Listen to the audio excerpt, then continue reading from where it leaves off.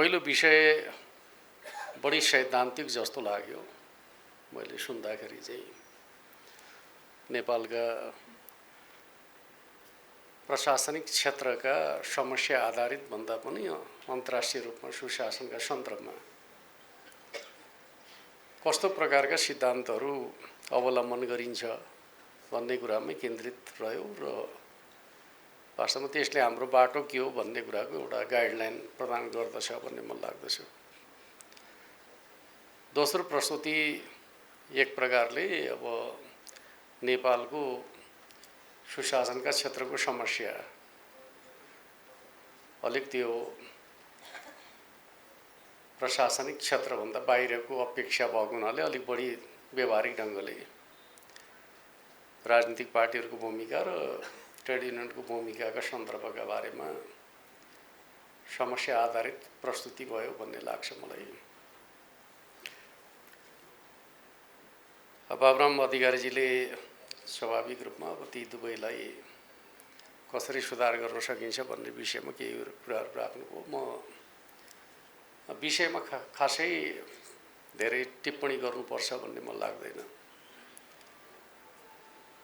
समस्या कहाँ छ भन्ने कुरा अलिक फरक हिसाबले सोच्नु पर्दछ भन्ने मलाई लाग्दछ।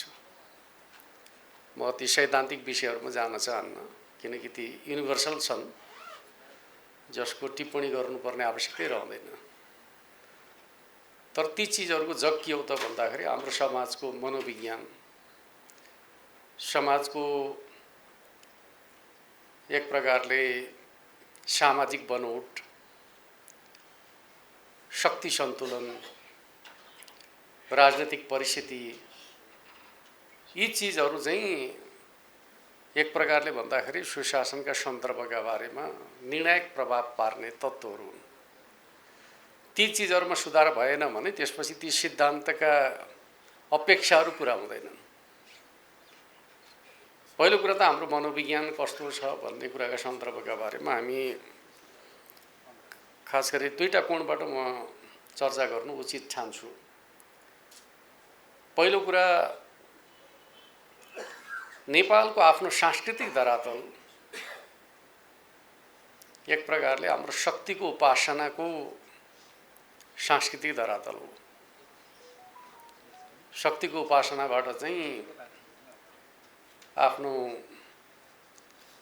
जीवनको सफलताको अपेक्षा गर्छौँ हामी, कर्मका आधारमा होइन, शक्तिको उपासनाका आधारमा सफलताको अपेक्षा गर्ने हाम्रो सांस्कृतिक धरातल छ। जबसम्म हामी शक्तिको उपासनाको दृष्टिकोणबाट सफलताको चिन्तनलाई प्रवर्धन गर्दछौँ तबसम्म हामी कर्ममा जोड दिँदैनौँ। त्यसपछि हामी ठुला मान्छेहरूको प्रभावमा वा ठुला मान्छेहरूको विश्वासमा भर गर्दछौँ र त्यसले स्वाभाविक रूपमा ठुला मान्छेको आदेश मान्ने, ठुला मान्छेलाई प्रभाव पार्ने, ठुला मान्छेहरूको आशीर्वाद प्राप्त गर्ने, यो चिन्तन धाराको जग के हो त भन्दाखेरि हाम्रो संस्कृति हो। त्यो शक्ति उपासनाको संस्कृति। त्यसलाई हामीले जबसम्म कर्मसँग जोड्न सक्दैनौँ स्वाभाविक रूपमा हाम्रो सुधारको प्रक्रियामा जतिसुकै सिद्धान्त र आदर्शका कुराहरू गरे पनि हामी समाजलाई बदल्न सक्दैनौँ। त्यस अर्थमा कहाँ डिबेट चलाउने भनेर भन्दाखेरि ती सन्दर्भहरूमा डिबेट चलाउन सक्नु पर्दछ र समाजलाई त्यो हिसाबले नीतिको जगमा, मान्यताको जगमा बदल्ने प्रयत्न गर्नुपर्दछ। अर्को सन्दर्भ हामी कहाँ चाहिँ एक प्रकारले भन्दाखेरि खास गरी अब ब्रिटिस इन्डियासँगको लडाइँमा हामीले एक प्रकारले हाम्रो सोभरेन्टी सम्झौताबाट जोगायौँ।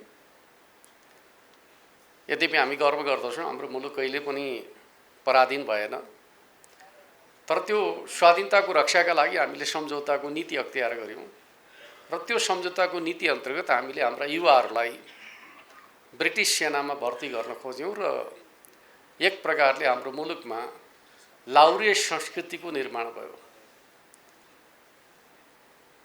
र स्वाभाविक रूपमा नेपालमा रहेको आम जनताको जीवनसँग लाउरे संस्कृतिको प्रभाव चाहिँ यसरी पर्यो कि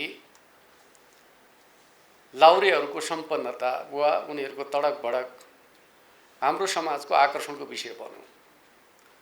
त्यस अर्थमा चाहिँ नेपालको ठुलो समुदायमा आफ्ना छोराहरू, उमेर पुगेका छोराहरू लाउरे बने भने गर्व गर्ने र लाउरेहरूसँग पारिवारिक सम्बन्ध जोड्न खोज्ने, त्यो लाउरे संस्कृतिको प्रभावको मकसद के थियो भन्दाखेरि चाहिँ लाउरे हुँदाखेरि चाहिँ आर्जन ज्यादा हुन्छ। त्यस अर्थमा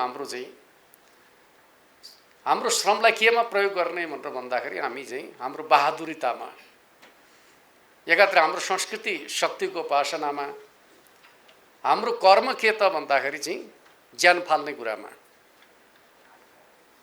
ताकत देखाउने कुरामा। एक प्रकारले कवि भुपी शेरचनले भने एउटा सन्दर्भ सम्झन्छु, हामी वीर छौँ र त बुद्ध छौँ, बुद्ध छौँ। हाम्रो वीरता चाहिँ एक प्रकारले बुद्धपनमा रूपान्तरित भयो, किनकि वीरता देशका लागि प्रयोग हुन्छ भने त्यो स्वाभिमानको विषय हुन्छ। वीरता चाहिँ विदेशका लागि प्रयोग हुन्छ भने त्यो बुद्धपनको परिणाम हुन्छ। अर्थात् हामी बुद्धपनको सांस्कृतिक विरासतलाई हामीले हाम्रो समाजको एउटा विशेषताका रूपमा आत्मसात गर्यौँ। अहिले पनि हाम्रो समाजमा त्यो बुद्धपनको आधारलाई हामी बडा गर्वको विषयका रूपमा लिने गर्दछौँ, जबकि हाम्रो समाजको विकासका सन्दर्भमा ती प्रवृत्तिहरू हानिकारक छन् भन्ने कुराको बहस हामी गर्न सक्दैनौँ। समस्या कहाँ छ भनेर भन्दाखेरि समस्या त्यो चिन्तनधारामा छ भन्ने कुरालाई बुझ्नु पर्दछ भन्ने मलाई लाग्दछ। तेस्रो कुरा, खास गरी पछिल्लो समयमा हाम्रो संस्कृतिभित्र चाहिँ तीनवटा पक्षहरू छन्। ब्रह्मा, विष्णु, महेश्वर भन्छौँ नि हामी। ब्रह्मासँग शिक्षाको सन्दर्भ जोडिन्छ, विष्णुसँग धनको सन्दर्भ जोडिन्छ, शिवसँग शक्तिको सन्दर्भ जोडिन्छ।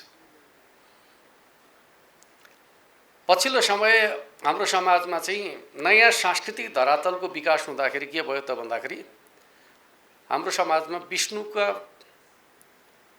आसक्तिहरू चाहिँ हामी ज्यादा भयौँ। अहिले हामी हाम्रो समाजमा हेऱ्यो भने धर्म, पन्थ, सम्प्रदायभित्र जाने भने त्यो विष्णुको संस्कृतिको अनुसरण गर्ने प्रवृत्ति नेपाली समाजको मूल प्रवृत्ति बन्न पुगेको छ। त्यो भनेको धनको उपासना। हामी शक्तिको उपासनाबाट चाहिँ धनको उपासनातिर चाहिँ आकर्षित भइरहेका छौँ, शिक्षाको उपासनातिर होइन। किनकि हाम्रो धर्म संस्कृतिले ब्रह्मा, विष्णु, महेश्वर भने पनि मूलतः ब्रह्मालाई खासै पूजा गर्न आवश्यक ठान्दैन। ज्ञानलाई उपासना गर्ने कुरा आवश्यक ठान्दैन। ज्ञानको चाहिँ स्रोत भने ब्रह्मालाई हामी पूजा गर्दैनौँ। त्यस अर्थमा हामी कहाँ चुकेका छौँ भनेर भन्दाखेरि यो ढङ्गबाट हाम्रो सांस्कृतिक धरातलका यी बिम्बहरूमा हाम्रा छनौटहरू के भए भनेर भन्दाखेरि ज्ञानलाई भन्दा शक्तिलाई र पछिल्लो समय चाहिँ धनलाई उपासना गर्ने प्रवृत्ति चाहिँ सांस्कृतिक रूपमा रह्यो भन्ने मलाई लाग्छ। त्यो कोणबाट चाहिँ हामीले हाम्रो समाजलाई बदल्ने हो भने यी चिन्तनधारामा सुधारको बाटो चाहिँ के हो भन्ने कुरामा चाहिँ जोड दिनुपर्दछ भन्ने कुरा म तपाईँहरूका बिचमा राख्न चाहन्छु। अब रह्यो व्यावहारिक राजनीतिक सन्दर्भका बारेमा, यो त दार्शनिक सैद्धान्तिक कुरा भए। हाम्रो पाठक सरको चाहिँ प्रस्तुतिलाई मैले चाहिँ बढी सैद्धान्तिक भने, अब मेरो त्योभन्दा पनि बढी सैद्धान्तिक भयो होला, किनकि यो दर्शन सिद्धान्तसँग जोडिएपछि त स्वाभाविक रूपमा बढी त्यो सैद्धान्तिक बन्न पुग्यो भन्ने म ठान्दछु। व्यावहारिक कोणबाट हेर्दाखेरि के रह्यो त भन्दाखेरि सबभन्दा पहिलो कुरा, हामी चाहिँ नेपालका राजनीतिक दलहरू चाहिँ 6 दशक हामी राज्यका विरुद्ध लड्यौँ र जनतालाई राज्यका विरुद्ध लड्न सिकायौँ। जनतालाई राज्यको विरुद्धको विद्रोही बनायौँ। किनकि त्यति बेलाको शासन व्यवस्था अटोक्रेटिक थियो। अटोक्रेटिक रिजिमका विरुद्ध जनतालाई जगाउने कुरा चाहिँ अपरिहार्य पनि थियो। तर दुनियाँमा यति लामो सङ्घर्ष चाहिँ कमै हुने गर्दछ।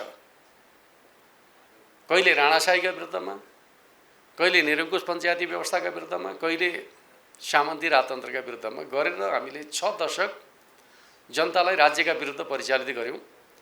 र जनताको मनोविज्ञान कस्तो निर्माण भयो त भन्दाखेरि राज्य विरुद्धको मनोविज्ञान तयार भयो। संविधान सभाबाट संविधान बनाएपछि